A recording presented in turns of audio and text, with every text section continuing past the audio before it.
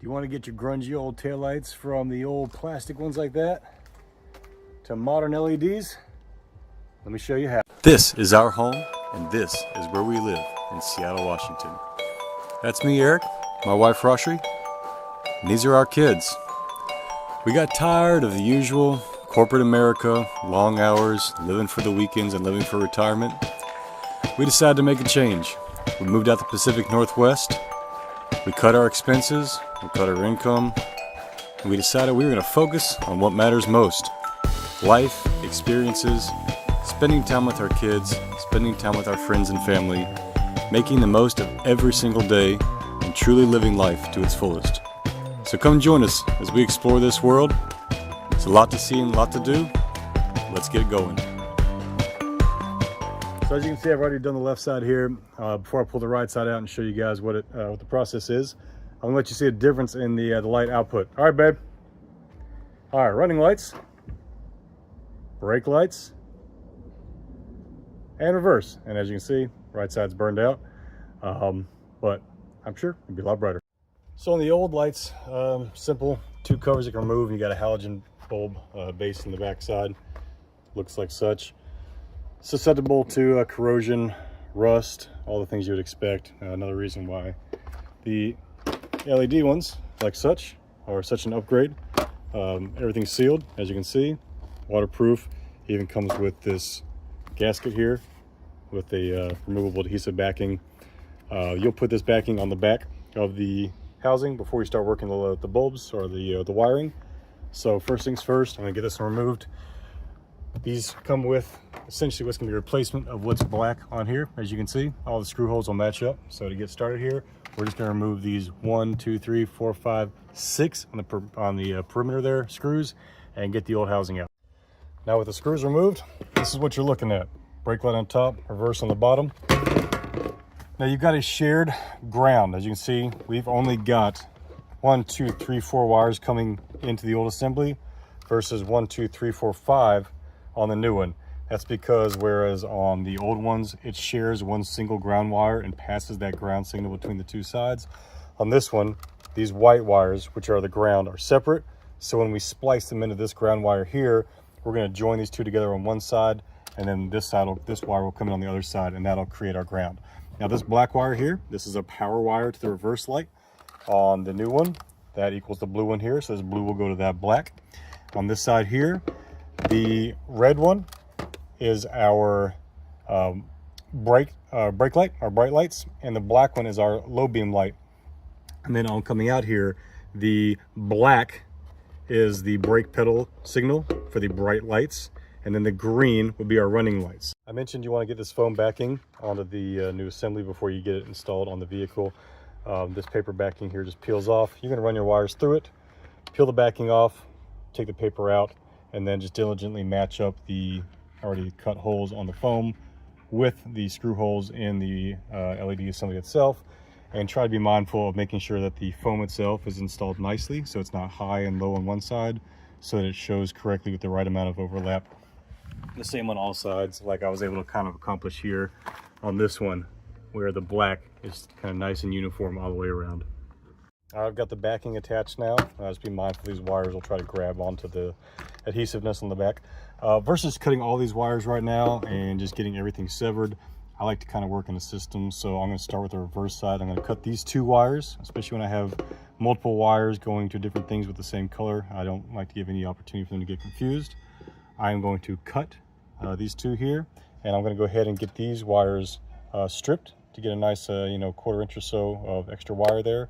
And the same with the blue, and then I'll start feeding those together. This is also a good time while you got this out. Go ahead and just get a nice wet rag on here and clean this whole perimeter.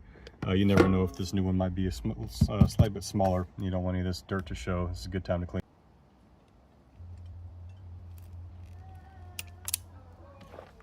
Now, there's a number of different ways that you can attach these wires. You can just run them together, crimp them, put some shrink tubing on, solder them, shrink tubing, etc.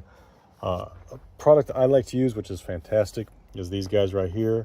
These are essentially a butt connector, but you're not doing any crimping per se. What this is that these guys, they have not only shrink tubing as it is, this part right here as a lock kind of melts as well, grabs the wire, and this metal part in the middle is actually solder. So as I use my heat gun and heat it, it locks the wires together, grabs them, insulates them, waterproofs them, and the solder melts and connects the wires. It's really fantastic.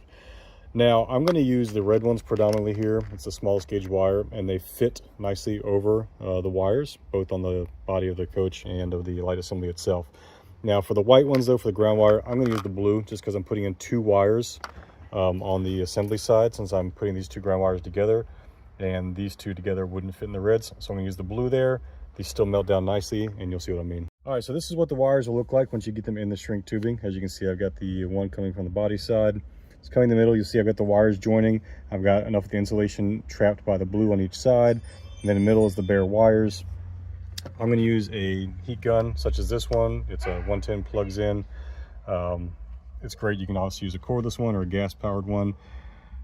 Side note, this little contraption here at the end to trap the heat, I always thought it was just to keep stray heat from kind of going past whatever you're burning and torching whatever's behind it, until I started doing this and realized that if I have this metal deflector not on the gun, it takes 10 times longer to melt that solder than it does when I'm actually having it on there. I guess just because of how it traps it. So just gonna put it around here, turn it on, and you'll see as I work side to side, it'll start melting that side on the assembly side there. You see it starts to come in.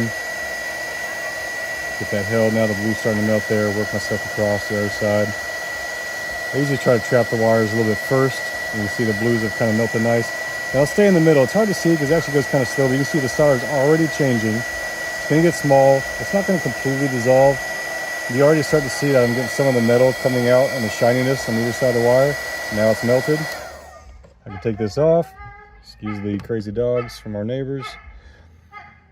This is still pretty malleable this time, so I like to keep it nice and straight till it cools off a bit. But as you look in there, you can kind of tell, you can see the solder has traveled through the wires. That's all locked perfectly now. It's not going anywhere. Do the same thing for the red ones on the other wire, and then switch to the other side.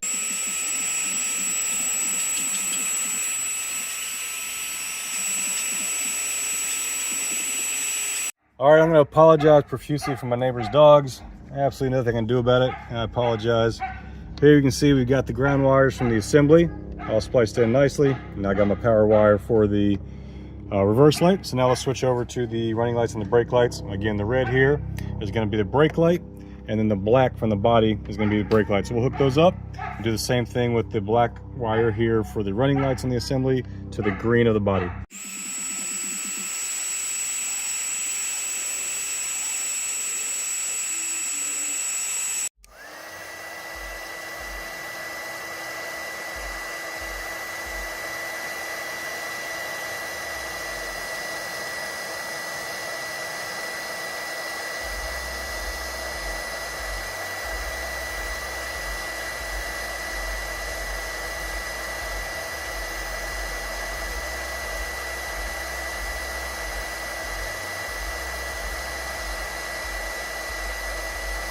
We have to redo it. It didn't take. Key on. Position 2. Way to go. Light check. Are you ready? Yeah. All right, hold on. All right, running the lights. Beautiful. Brake. Oh, right. And reverse. There you go. All right, we'll get it screwed in. The screws that came with it, I found it to be a little small, so I'm going to go back with the black ones. I kind of like that better than the bright stainless ones as well. So in addition to this, I also did replace all my marker lights over this last week with LED ones. Again, dirt cheap on Amazon. Waterproof, weatherproof. Looks so much better than the ones that are there. You don't have to worry about those little dinky little bulbs, and much brighter as well. So those are pretty straightforward. I didn't film a video of that. If you have any questions about how to do it, please feel free to let me know, and appreciate you watching. Let me know if you got any questions. Thanks. And here she is with the LEDs. Marker lights. And the new tail light assemblies. Really like having the individual LED circuitry there versus one bulb. I know everybody says it about liking and subscribing, but I would ask, go check out some of our other videos on our channel. We've got a very wide range, both mechanical like this, but also exploration, living on our boat in Seattle, going out deadliest catch boats, all kind of cool stuff. So please check it out, and really mean a lot if you would click on that like button, and please subscribe. Like I said, mean a lot. Really appreciate it. Hope you enjoyed the video. Talk to you soon.